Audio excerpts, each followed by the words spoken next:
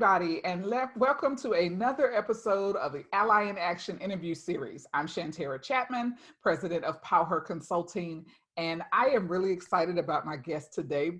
One, because of her name, and even though it's not pronounced the way I'm going to say it initially, I think you guys will get the picture. We have with us, who I called Amazing, but her name is Amazing, is Amazin LeThi. And I just love her name right away because to me it says amazing, even though it's Amazon. So I don't want to offend her by keeps calling her amazing, even though it is a compliment. But welcome to the show, Amazon. How are you?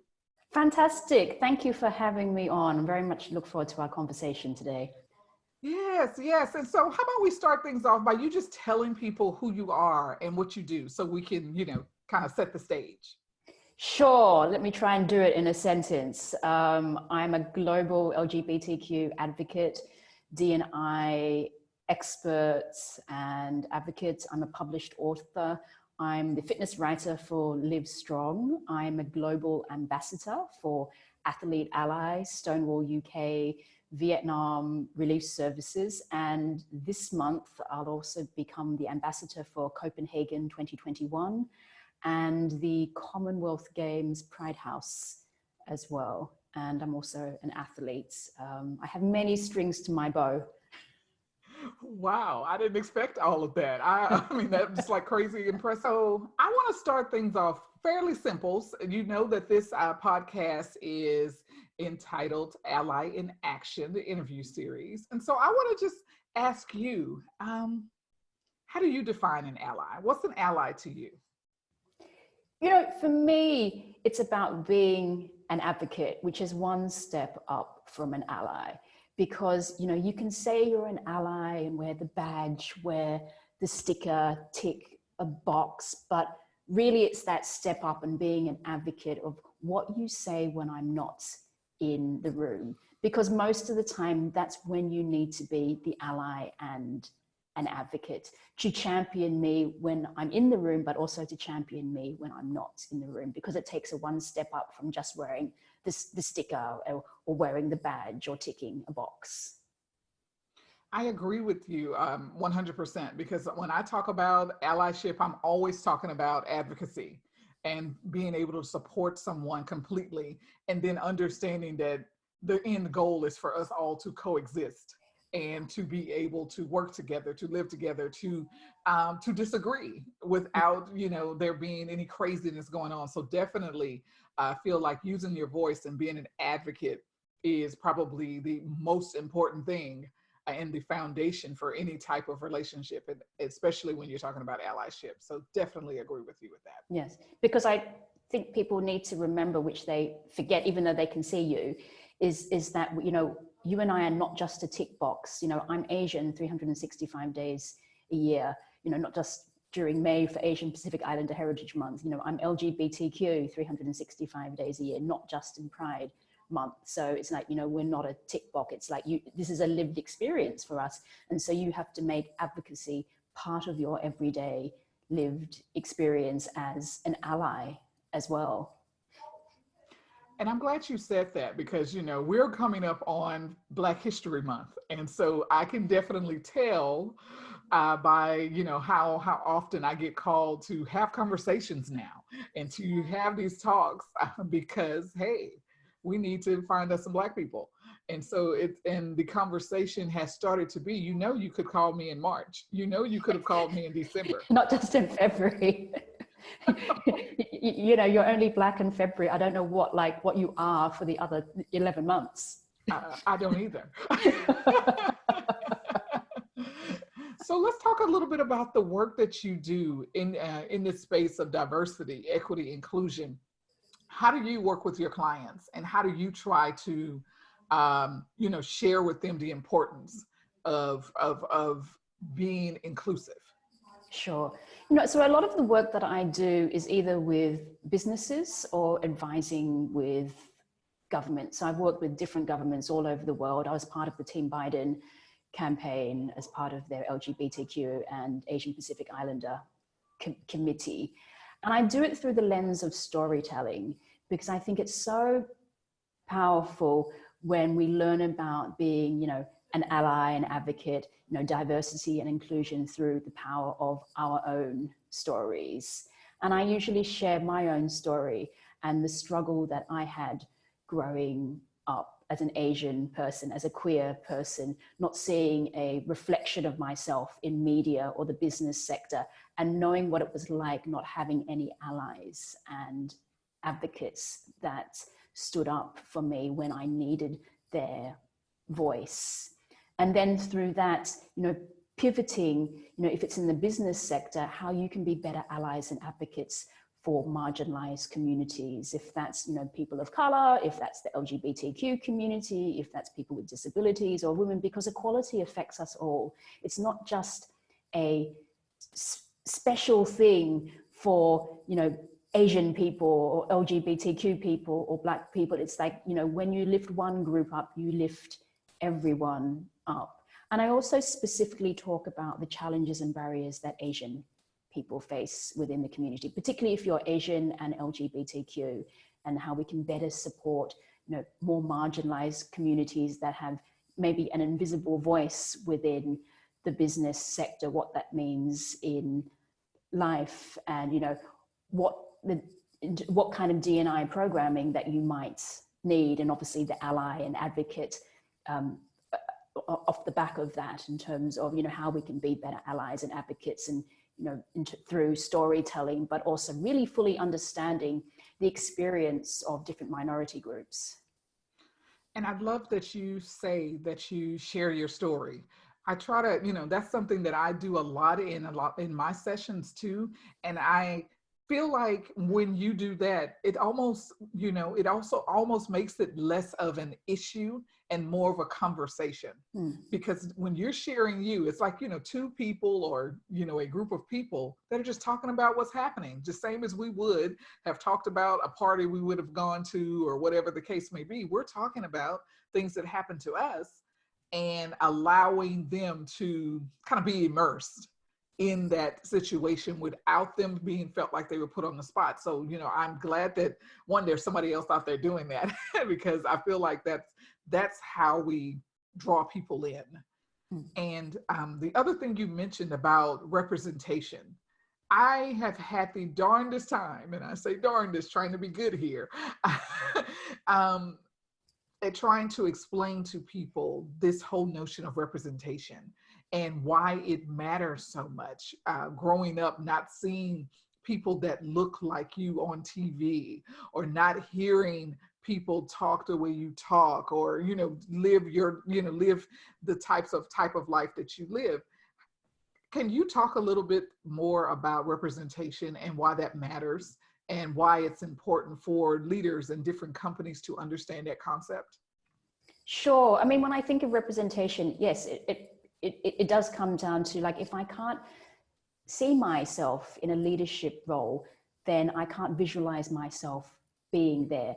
And then that journey to get there may become a little bit harder, because it's not just about thinking about D&I, it's also thinking about the unconscious bias that we have, the people that we surround ourselves with. Because if we surround ourselves with the same type of people that look like us and share the same kind of experience in terms of leadership in the business environment, we may then not hire anyone outside of our small group of people. And that becomes difficult in terms of, representation matters at all levels of a business, at all levels of an organization. I mean, when I think specifically around the Asian community of, like, for example, the lack of representation that we see around professional Asian athletes, when you can't see yourself there, then you don't believe that being a professional athlete is for you.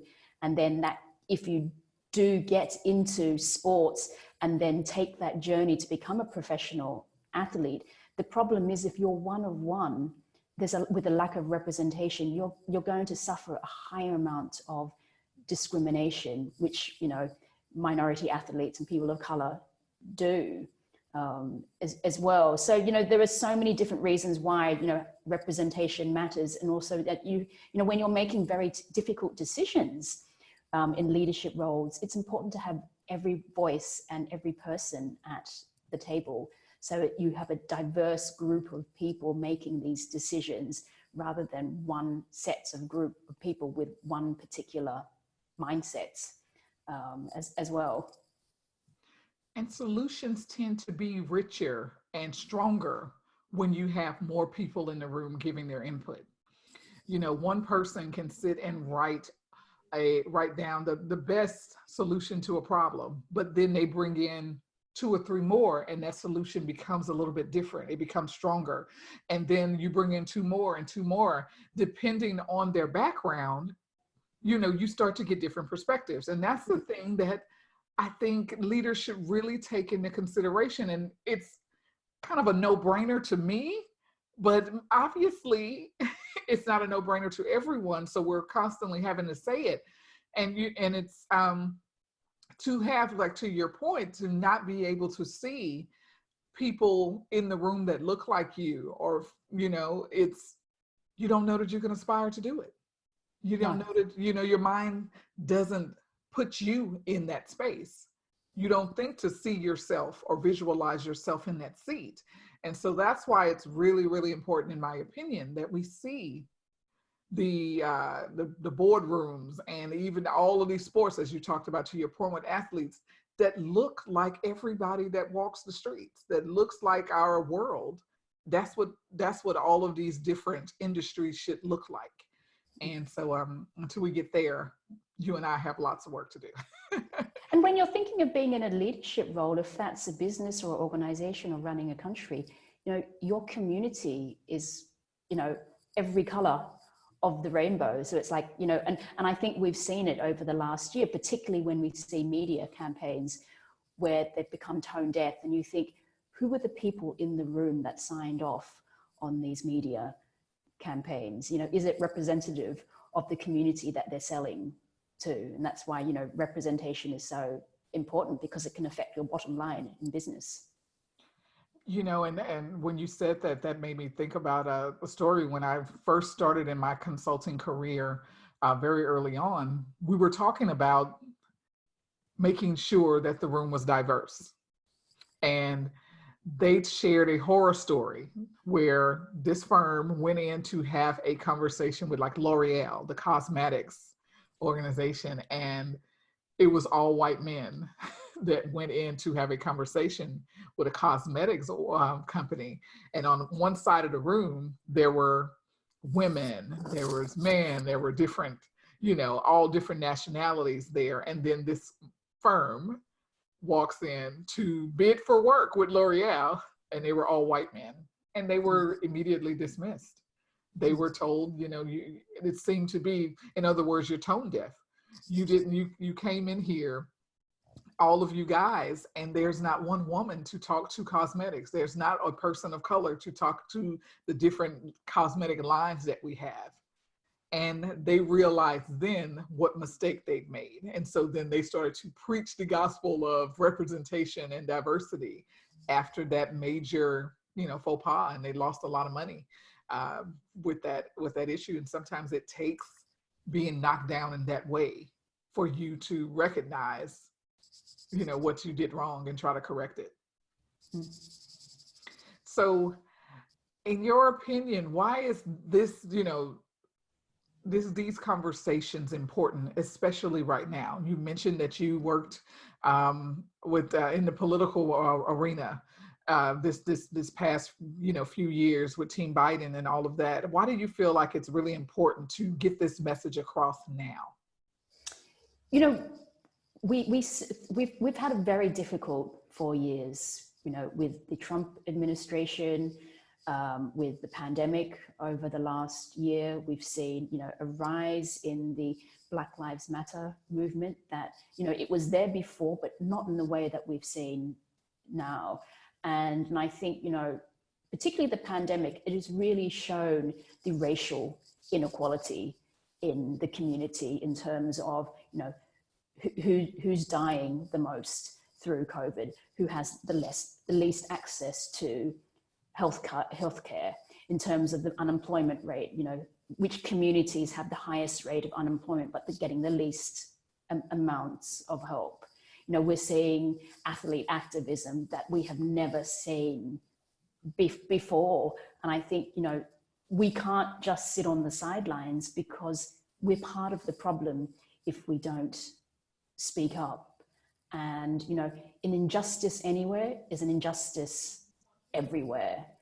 And, we have to have this continued activism around allyship and advocacy, because there's just too much racial and social inequality and racial injustice that, which has come out completely through the pandemic. It was always there, but it's just heightened it. And I think then, business leaders and leaders within the community and different organizations, they've really had to take a very hard look in terms of, what's their messaging? How are they supporting Black and Brown communities? What is their stance when it comes to, allyship and advocacy? Have they been doing anything around racial justice? Yeah, I think so. And companies are now kind of taking that inventory, and the courageous companies are stepping in and making changes almost immediately. And then there are the ones who are waiting to see if it's going to pass by, because it's not politically correct to have these conversations in the office. So talk to me a little bit about why it's important to have these conversations now. You mentioned that you were doing some work in the political arena with Team Biden. And so why do you feel like it's important now to have these conversations around diversity, equity, and inclusion? It's been a very difficult 4 years through the Trump administration. And, unless you were a cisgender white man, everyone has been under attack.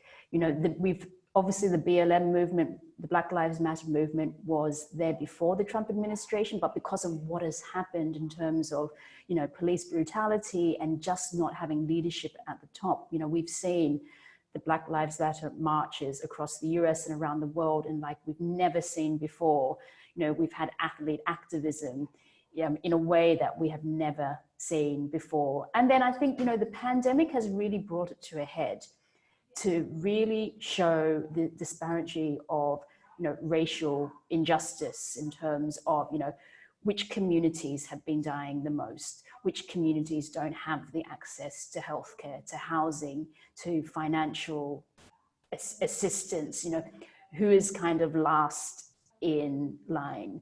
And, this now is that perfect time, because leaders in the community have to really check in with themselves and ask themselves, what are we doing? Are we going to remain quiet and be part of the problem, or are we going to start raising our voice? Because if you're a leader in business or an organization, or you're running a country, there's everyone under the rainbow spectrum, and every different kind of person that, if you're a front-facing company, or if you have clients, or your staff are looking to leadership of, well, what are you doing for my community? And what is part of your ethos as a leader, and how are you going to take that forward? Because it affects your bottom line, it affects staff retention, and we're talking about the impact of not just now but future generations. That's so true, because our kids and our nieces, nephews, and all of they see us and how we behave, and that is telling them what is considered to be the right way. We're showing them the safe and best way to live. And unfortunately, this year, like you mentioned, during this pandemic, when everyone's at home, they have seen craziness on so many levels that there's a lot of work that has to be undone, not just at work, but at home too. And I think we have to look to our history. I mean, we've just had Martin Luther King Day, and we have to think, what if Martin Luther King never said anything? What if we never had Malcolm X? How would that have changed the landscape? Because many of the leaders of I look at my own advocacy work, it's taken from generations of being on the shoulder of other giants. We would not have seen what the Atlanta Dreams did in terms of their advocacy work in Atlanta if it wasn't for Martin Luther King of what he did so many decades ago. And we need to, and as you said about the generations, it's like, well, we can't remain silent because we are raising our voice for future generations, the world that we feel that, you know, they should want to see. Right, and that they would be safe to live in as well. So is there anything else, you know, before I wrap this conversation up, which has been so wonderful, is there anything else that we didn't touch on that you want to share? I really feel, you know, we're still in the pandemic, and I really feel this is a time to continually check in on ourselves. It's also a time that, you know, the pandemic has given us a pause button to reset. And as we're coming out of the pandemic, we need to think about, you know, what kind of person do I want to be? What kind of person have I been during the pandemic? Have I raised my voice? If I didn't, why didn't I do that when I've seen this kind of, you know, racial injustice, you know, just to other people, but also to people that who could be very close to me, and, you know, checking in on our own unconscious bias. And I think, you know, what kind of leaders do we need to be as well? And I think, you know, leaders in business, leaders across different organizations, we need to also look at our community strategies of, you know, how can we best support the most marginalized communities, those that have been very heavily affected by COVID, in terms of, you know, what does our community strategy look like moving forward? Because it has to look different now. I agree. I agree. We even see that outside of COVID, just the vaccine itself and how it's being distributed, we still see the disparities. We still see places where we have a lot of work to get done. So I agree with you wholeheartedly on that. This has been a wonderful, wonderful conversation. Thank you so much for taking the time, because as you named all of the things that you do in the beginning of this discussion, I know that you're a busy lady, a busy person. And so I really want to say thank you so much for taking the time out to have this conversation with me and for being on the Ally in Action interview series. And thank you for having me. It's been a pleasure speaking to you. And thank you guys for watching and for listening. And I look forward to your comments about this episode, and we'll talk later. Bye.